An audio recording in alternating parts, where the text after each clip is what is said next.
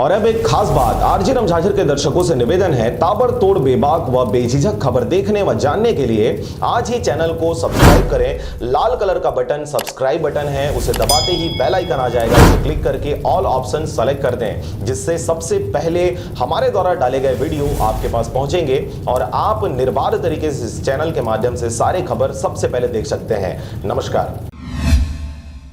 कई ऐसे धान मंडी हैं जहां पर प्रबंधक, ऑपरेटर और धान मंडी प्रभारी आए दिन धान को मंडी से चोरी करने में व्यस्त रहते हैं। कई ऐसे धान मंडी हैं जहां पर लाखों करोड़ों की शॉर्टेज होने की खबर आ रही है। इन लापरवाह लोगों के ऊपर शाखा प्रबंधक के द्वारा पथरिया थाने में FIR दर्ज कराया गया है। पथरिया अंतर्गत आने वाले ग्राम पंचायत सिलदहा की बात है, जहाँ धान मंडी से 657 क्विंटल धान चोरी हो चुकी है। जैसे ही पता चलने पर मंडी CO और शाखा प्रबंधक पथरिया द्वारा पथरिया थाने में FIR दर्ज कराया गया है, जिसमें कर्मचारियों के खिलाफ धारा 409-34 के तहत मामला दर्ज किया गया है। फिर हर आरोपी फरार हैं, जिसे पुलिस पकड़ने की भरसक प्रयास में जुटी हुई है। सिलदहा धान खरीदी केंद्र में है ना, वहाँ कलेक्टर सर द्वारा एक गठित टीम गई थी धान का भौतिक सत्यापन के लिए। तो उसमें ये पाया गया कि धान का शॉर्टेज है, इसलिए जो है सिलदहा खरीदी केंद्र है, वहाँ के खरीदी प्रभारी ऑपरेटर प्रबंधक इनके विरुद्ध जो है